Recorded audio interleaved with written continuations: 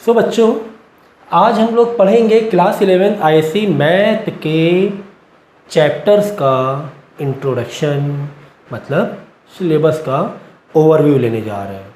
जिस तरीके से हम लोगों ने फिज़िक्स का इंट्रोडक्शन देखा, जिस तरीके से हम लोगों ने केमिस्ट्री का इंट्रोडक्शन देखा चैप्टर वाइज, ठीक इसी तरीके से मैथ का आज हम लोग निचोड़ निकालेंगे। पता करने की कोशिश करेंगे कि कौन से चैप्टर किस बैकग्राउंड से आ रहे हैं, उनकी इंटेंसिटी क्या है।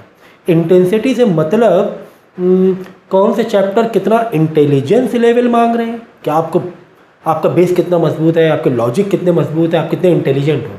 कुछ चैप्टर को करने के लिए आपको प्रैक्टिस बहुत चाहिए होती है कि यार लॉजिक तो बहुत ज़्यादा नहीं है, लेकिन हाँ प्रैक्टिस बहुत मांगता है। जैसे प्रूविंग वाले कुछ चैप्टर हो गए, ट्रिग्नोमेट्री चैप्टर हो गए। और कुछ चैप्टर्स को डील करने के लिए आपको टाइम देना पड़ता है। कुछ चैप्टर्स को डील करने के लिए आपको क्या देना पड़ेगा, टाइम देना पड़ेगा। और कुछ एक आध चैप्टर ऐसे भी होंगे जहाँ पे आपका इंटेलिजेंस लेवल बहुत एडवांस लगेगा, जहाँ पर आपको प्रैक्टिस भी बहुत लगेगी और जहाँ पर आपको टाइम भी देना पड़ेगा। टाइम से मतलब है कि चैप्टर बहुत लेंदी होगा, मतलब बहुत देर में ख़त्म होगा या काफ़ी दिन लग जाएंगे उसे ख़त्म करने में। तो मैं फैज़ान अख्तर, आपका मैथ और फिज़िक्स का टीचर, और मैं कोशिश करूँगा कि इंट्रोडक्शन बहुत इजी हो, बहुत ही शॉर्ट में हो, और जो मैं समझाने की कोशिश कर रहा हूँ वो आपको समझ में आए। यानी कि मेरी जो लैंग्वेज होगी वो मैं कोशिश करूँगा कि इजी टू इजी लैंग्वेज हो, ठीक है। तो आईएससी बोर्ड में आपको 2 बुक मिलेंगी, वॉल्यूम 1, वॉल्यूम 2। वॉल्यूम 1 में सेक्शन ए के चैप्टर्स होंगे। सेक्शन ए में चैप्टर्स मतलब वैसे सेक्शन ए में अगर चैप्टर की बात करेंगे तो टोटल 15 चैप्टर्स हैं। सेक्शन ए में कितने चैप्टर्स हैं? 15 चैप्टर्स हैं, जिसमें पहली वाली बुक में 10 चैप्टर होंगे और दूसरी वाली बुक में 5 मोर चैप्टर्स होंगे। उसके बाद आपका बी सेक्शन आएगा, उसके बाद आपका सी सेक्शन आएगा।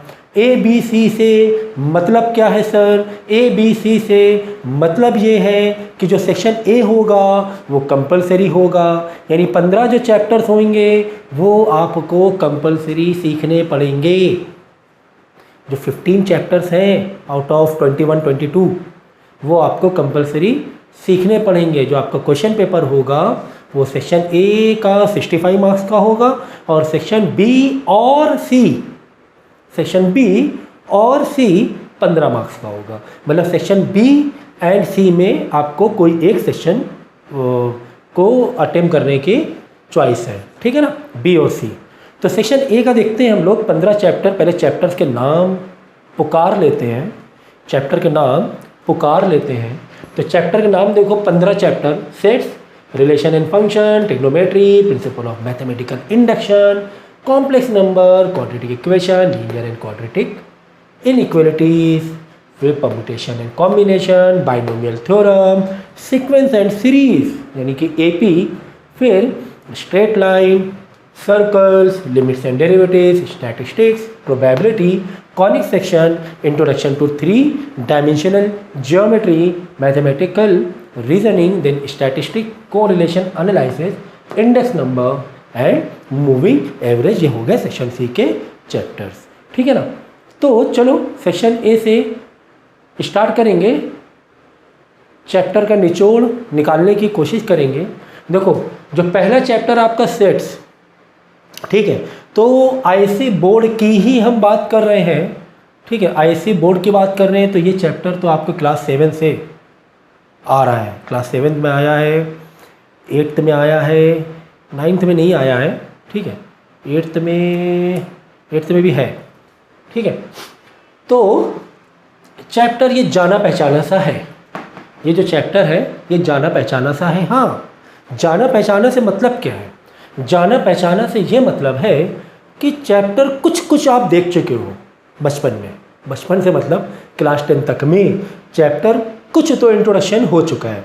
इसका मतलब कुछ ऐसे भी चैप्टर आएंगे जो बिल्कुल नए नवेले होंगे, जिसको आपने देखा ही नहीं है। वो जो मैथ की लैंग्वेज है वो तो बिल्कुल नए तरीके की होगी। हाँ, कुछ चैप्टर्स ऐसे भी आएंगे। तो सेट्स जाना पहचाना सा है, इसका मतलब 9th में था नहीं, 10th में था नहीं, ठीक है, 8 तक में था और डायरेक्ट अब 11th में आ रहा है, तो इसका मतलब 8 से 11th में आ रहा है।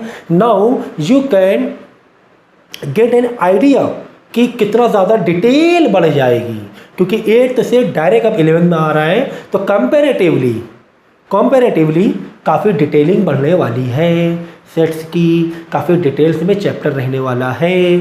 ठीक है, उसके बाद अगर मैं इसको बताऊँ सेट्स को, तो सेट्स को मेरे ख्याल से 15 दिन काफ़ी होंगे इसको कंप्लीट करने के लिए। और अगर मैं बोलूँ हार्ड लेवल कितना है, टफ़ कितना है, तो कुछ खास टफ़ नहीं है, हम इसको मीडियम लेवल पर रखेंगे।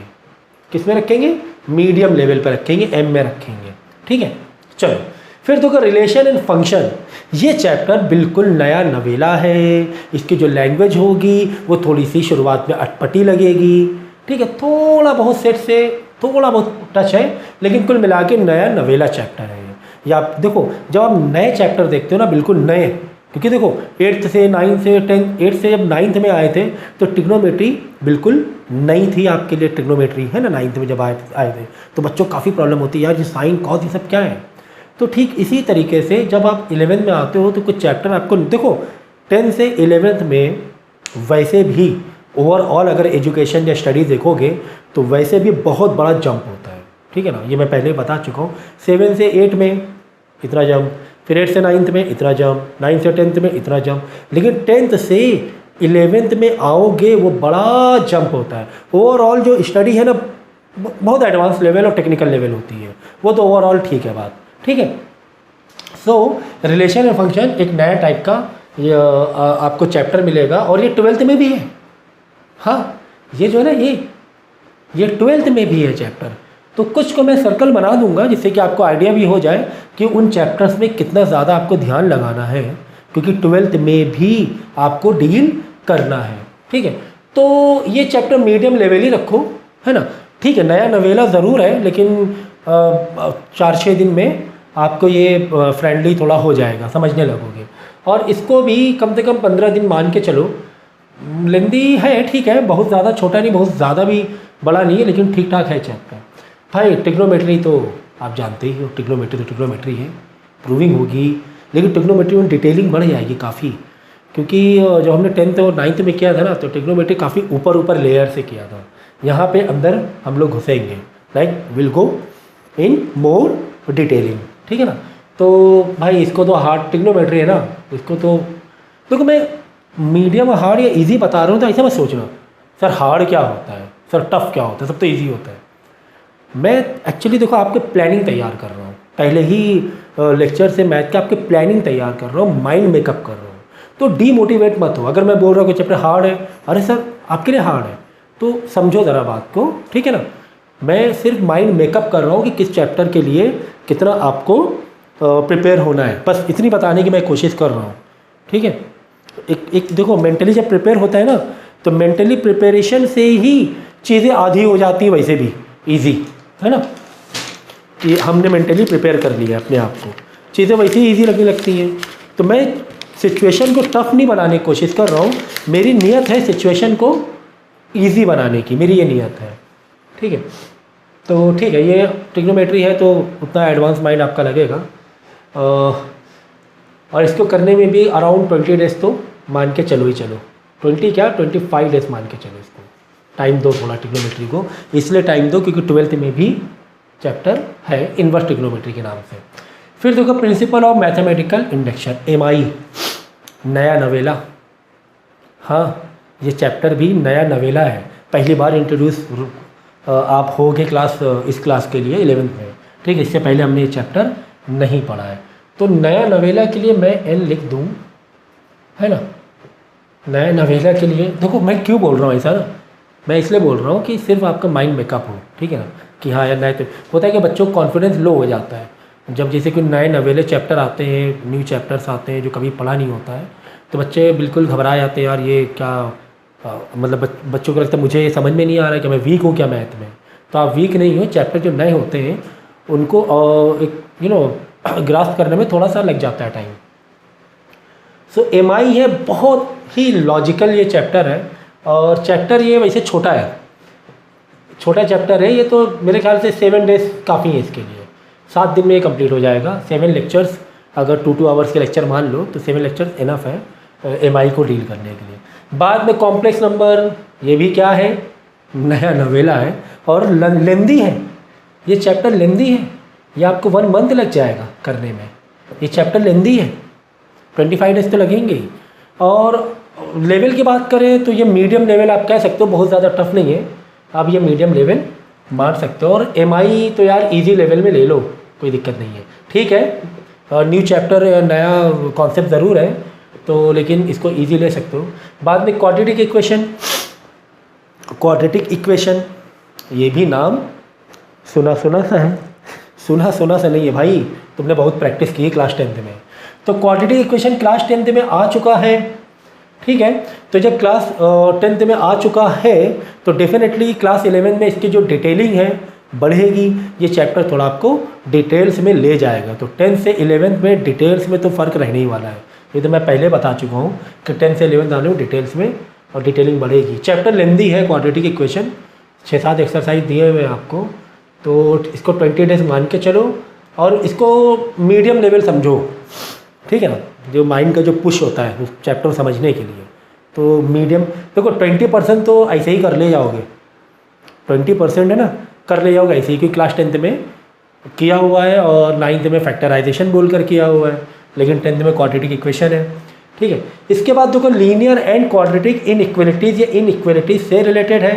ये चैप्टर तो ईजी ले लो यार ये, ठीक है ना, चैप्टर के ईजी ले लो ये, और बहुत ज़्यादा भी टाइम नहीं लगेगा। ये 10 डेज़ में या 10 लेक्चर्स में ये कंप्लीट हम लोग कर लेंगे। बहुत लेंदी भी नहीं है ये, बहुत ज़्यादा लेंदी भी नहीं है ये चैप्टर, ठीक है। और इनइक्वालिटीज़ क्लास 10th में किया है ना, इनइक्वेशन याद है कि नहीं याद है, किया हुआ है, ठीक है। इसके बाद देखो परम्यूटेशन एंड कॉम्बिनेशन, ये कॉन्सेप्ट भी क्या है, न्यू कॉन्सेप्ट है आपके लिए। कौन सा, परम्यूटेशन एंड कॉम्बिनेशन।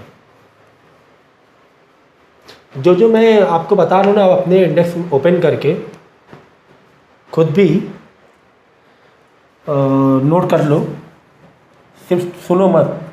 यहाँ कोई मूवी तो चल रही है, ठीक है ना, ना ही कोई मैच चल रहा है कि आप बस देख रहे हो, एंजॉय कर रहे हो। तो ये भी नया कॉन्सेप्ट है, परम्यूटेशन कॉम्बिनेशन। चैप्टर लेंदी है, 20 डेज तो इसमें लग जाएंगे या 20 लेक्चर्स लग जाएंगे। अगर हम इसकी बात करें तो इसमें जो वर्ड प्रॉब्लम्स हैं परम्यूटेशन कॉम्बिनेशन, बहुत लॉजिक लगाने इसमें, लॉजिक आपको बहुत लगाने। इसको तो यार हार्ड लेवल रखो, ठीक है, मतलब इंटेलिजेंस लेवल आपको बहुत ज़्यादा लगाना पड़ेगा इसमें। लॉजिक पूरे टोटल लॉजिक बेस पर ये चैप्टर है, ठीक है। नेक्स्ट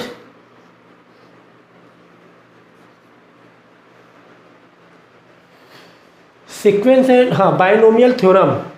बायनोमियल थ्योरम भी न्यू कॉन्सेप्ट है, ठीक है। हम लोग जो आइडेंटिटीज़ पढ़ते थे, a+b का होल स्क्वायर, a का स्क्वायर प्लस b का स्क्वायर प्लस 2ab, या a+b का होल क्यूब, है ना। ये जो आइडेंटिटीज़ हम लोग पढ़ते थे, ये आइडेंटिटीज़ कैसे बनी, या a+b का होल स्क्वायर तो याद कर लिया, a+b का या a-b का होल क्यूब भी याद कर लिया।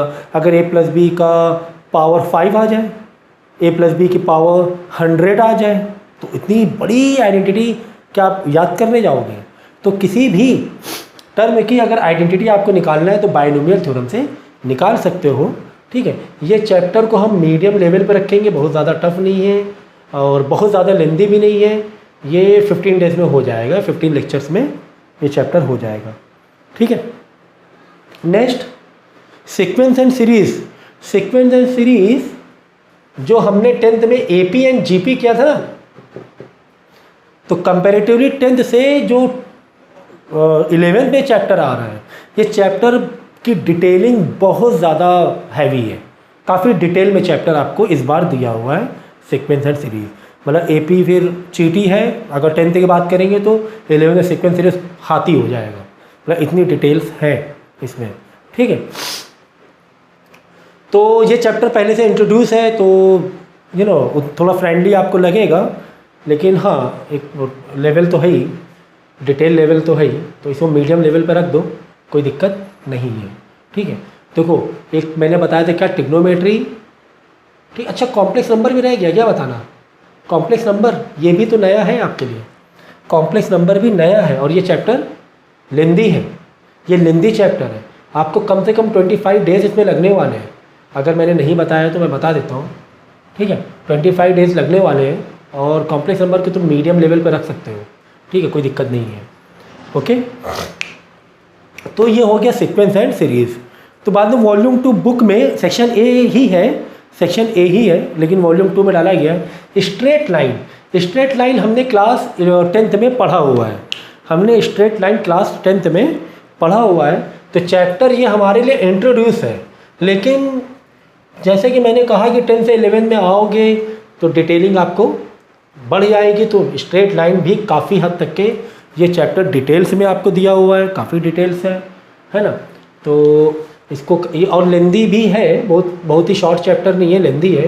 तो ये कम से कम 20 डेज तो इसमें लगने ही वाले हैं, है ना। और अगर इंटेंसिटी की बात करें कि कितना ज़्यादा हमें पुश करना पड़ेगा इसके लिए, तो हम ये मीडियम लेवल रख सकते हैं इसे, ठीक है, मीडियम लेवल रख सकते हैं इसे। और अगर सीनियर बच्चे सुन रहे होंगे वो तो अपना अपना व्यू दे सकते हैं कि सर ये तो मेरे लिए बहुत ईजी था, सर ये आपने टफ़ बताया वो बहुत ईजी था, जो ईजी बता रहे सर वो बहुत टफ़ था। तो फिर वो पर्सनल चॉइस हो सकती है।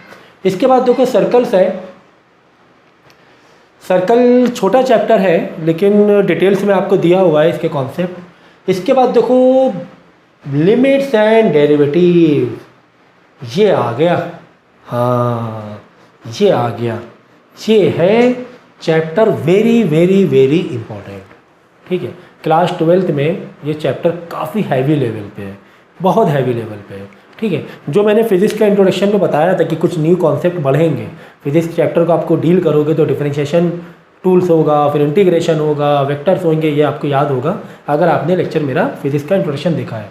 तो लिमिट एंड डेरिवेटिव वही है, या डिफरेंशिएशन कि हम डिफरेंशिएट कैसे करते हैं, ठीक है। तो ये चैप्टर नया नवेला है, शुरुआत में अटपटा लगेगा लेकिन बाद में धीरे धीरे करना ही पड़ेगा भाई। ये 12th में बहुत बड़े लेवल पे चैप्टर दिया हुआ है, ठीक है ना।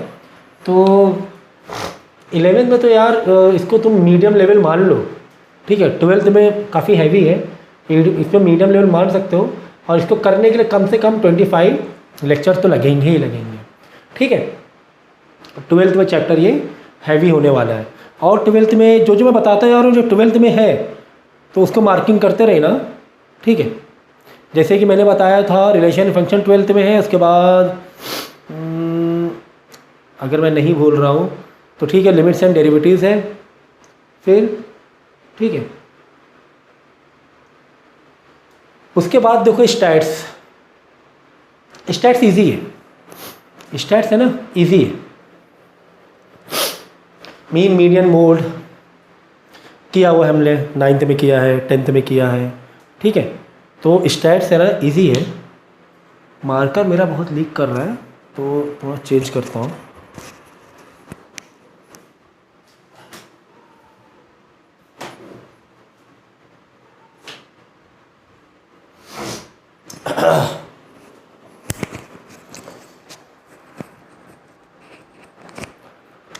तो इसको तो हम लोग है ना स्टैट्स को 7 डेज में उड़ा देंगे, ठीक है।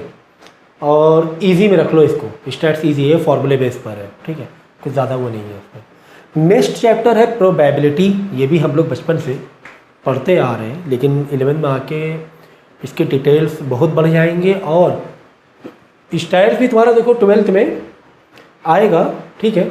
और प्रोबेबिलिटी भी क्लास 12th में काफ़ी एडवांस लेवल पे है, ठीक है। तो 11th में इसे बहुत अच्छे से डील करना है, ठीक है। मैंने सर्कल बना दिया है जो आके नेक्स्ट क्लास में आपको जो चैप्टर्स हैं, ठीक है। तो प्रोबेबिलिटी को बहुत अच्छे से डील करना है क्योंकि 12th में ये चैप्टर काफ़ी मतलब हैवी लेवल होने वाला है, काफ़ी डिटेल्स इसकी बढ़ेंगी, ठीक है। तो इसको तो हम लोग कर लेंगे आराम से, 10 डेज में कर लेंगे, ठीक है। चैप्टर क्योंकि इंट्रोड्यूस है पहले से, ठीक है, डिटेल्स बढ़ी है वो अपनी जगह है लेकिन चैप्टर इंट्रोड्यूस है, ठीक है।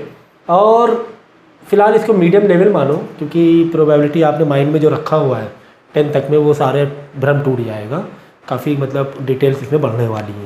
ठीक है, काफ़ी डिटेल्स इसमें बढ़ने वाली है।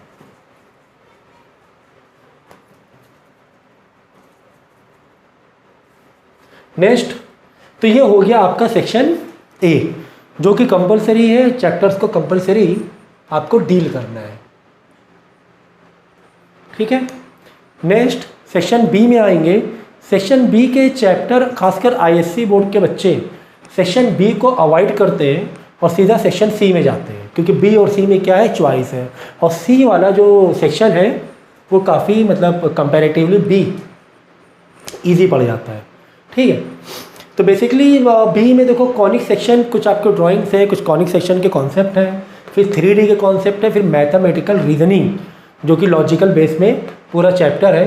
ये 3 चैप्टर्स आएंगे सेक्शन बी में, और फिर सेक्शन सी के साथ इसकी चॉइस है, ऑप्शन है सेक्शन सी के साथ में। और सेक्शन सी में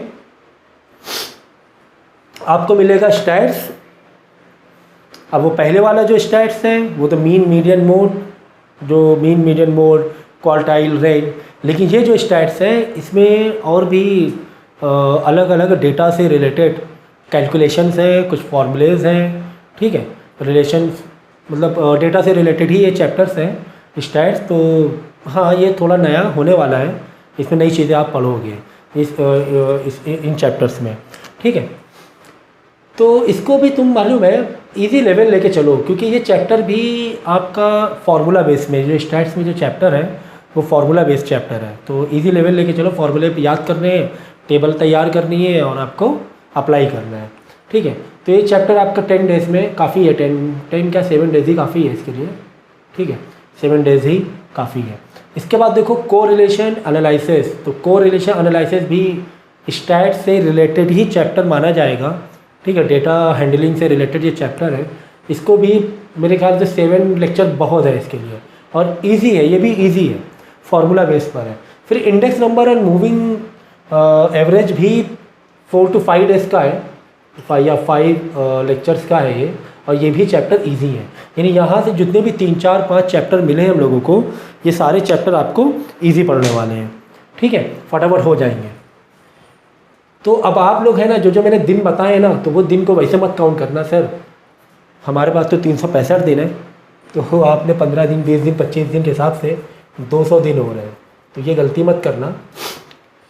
चैप्टर्स को कंप्लीट करना, चैप्टर्स को कंप्लीट करना अपनी जगह है। ठीक है ना, कि मैंने सिलेबस है ना पढ़ा दिया, वो चैप्टर मैंने पढ़ा दिया है। तो चैप्टर पढ़ाने के बाद मैंने पढ़ा दिया का मतलब ये नहीं होता है कि आपने उसको पूरा सीख लिया है। ठीक है ना, अगर आप वहाँ पे डेज काउंट करोगे, सर ये तो इतने दिन हो रहे हैं, 200 दिन हो रहे हैं, 365 दिन है हमारे पास, तो पूरा साल है हमारे पास, तो ये गलती कभी ना करना। क्योंकि चैप्टर का मैंने वो बताया कितने लेक्चर्स में वो चैप्टर कंप्लीट होगा, पढ़ा के कंप्लीट होगा, आपका सीख कर नहीं, सीखने के लिए।